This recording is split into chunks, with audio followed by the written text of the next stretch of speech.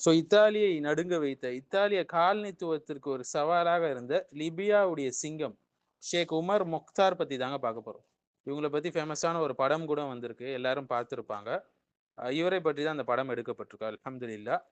இஸ்லாமிய வரலாற்றுல காலனித்துவ ஆக்கிரமிப்புக்கு எதிராக போராடிய ஒரு மகத்தான தலைவர்கள் ஒருவர் தாங்க ஷேக் உமர் முக்தார் என்பவங்க. இவங்க ஒரு அரசர் கிடையாது, பெரிய செல்வந்தரும் கிடையாது, நவீன ஆயுதங்களும் அவங்க கிட்ட கிடையாது. ஆனா அவங்க கிட்ட இருந்த மிகப்பெரிய ஒரு ஆயுதம் ஈமான், மார்க்க கல்வி, தைரியம், பொறுமை, அதற்கெல்லாம் அல்ல அல்லாவின் மீது தவக்குல், அந்த நம்பிக்கை. உமர் முக்தார் 1862ஆம் ஆண்டு லிபியால கிழக்கு பகுதியில பிறக்கிறாங்க.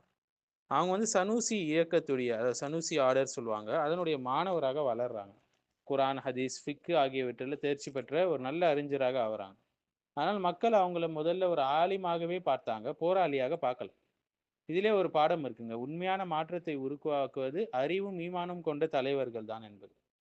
இத்தாலியுடைய லிபியா ஆக்கிரமிப்பு, இத்தாலியுடைய காலனைசேஷன் 1911ஆம் ஆண்டு இத்தாலி லிபியாவை ஆக்கிரமிச்சது.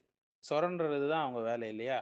இத்தாலியர்கள் என்ன நினைச்சாங்கன்னா, சில வாரங்கள்ல லிபியாவை கைப்பற்றிடலாம், இவங்களாம் ஒரு மேட்ரே இல்லைன்னு நினைச்சாங்க. ஆனா அவங்க எதிர்பார்க்காத ஒருவர் அங்க இருக்காரு. அவர் தான் உமர் முக்தார். அப்போது அவருக்கு ஏறக்குறைய 50 வயசு. பலர் அந்த வயசுல என்ன இருப்பாங்க, ஓய்வு எடுப்பாங்க, இல்ல மஸ்ஜிதுல போய் தஸ்பீக் கவுண்டர் எண்ணுவாங்க. ஆனால் அவர் ஜிஹாதுடைய தலைமையை ஏற்றார். பாலைவனத்தின் சிங்கமாக அவர் இருந்தார். உமர் முக்தார் நவீன ஆயுதங்களை கொண்ட இராணுவத்தை எதிர்த்து கொரில்லா வார்ஃபேர் நடத்தினார், கொரில்லா போர். அவருடைய வீரர்கள் குதிரைகள், ஒட்டகங்கள், பழைய துப்பாக்கிகள் மட்டும்தான் வச்சிருந்தாங்க. ஆனா இத்தாலியருங்க கிட்ட விமானம் இருந்தது, டேங்க் இருந்தது, கனரக பீரங்கிகள் இருந்தது, ஆயிரக்கணக்கான படை இருந்தது. இருப்பினும் அவங்க கிட்ட ஈமான் இல்லை. 20 ஆண்டுகளுக்கும் மேலாக இத்தாலி வெற்றி பெற முடியல. இத்தாலியை வெற்றி பெற முடியல 20 ஆண்டுக்கும் மேலாக. உமர் முக்தார் பயன்படுத்திய முறை திடீர் தாக்குதல்கள், வேகமான பின்வாங்குதல், எதிருடைய பொருள் விநியோகத்தை துண்டிக்கிறது, பாலைவனத்தை தன் பக்கம் பயன்படுத்துறது.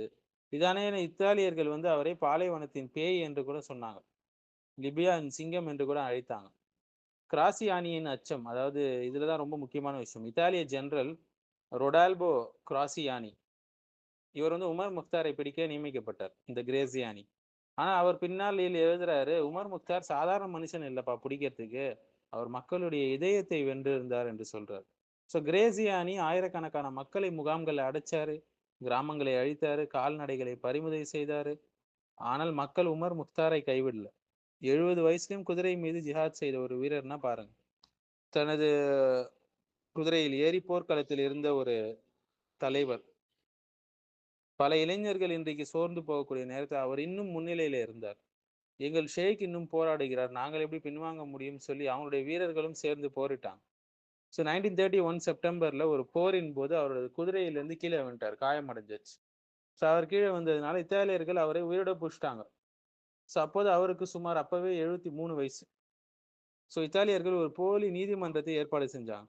முன்கூட்டியே தீர்ப்பை முடிவு எடுத்துட்டு செய்யப்படுதுல அந்த மாதிரி நீதிமன்றம் நவீன காலத்துல கூட பார்க்கலாம்.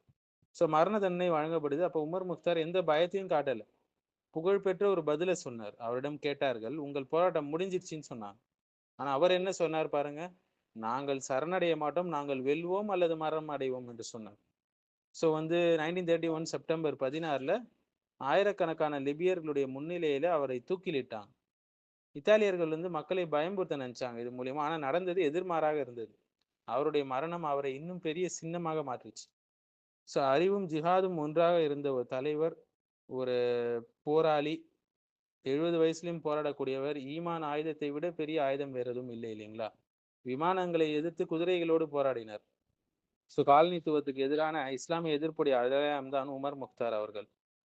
ஆயுதங்களின் வலிமை வெற்றியை உறுதி செய்யாதுங்க. உறுதியான ஈமான், பொறுமை மற்றும் நிலைத்திருப்பதுதான் வரலாற்றையே மாற்றும் அல்லாஹ்வுடைய உதவி கொண்டு. லயன் ஆஃப் த டெசர்ட் என்று அவங்களை சொல்லுவாங்க.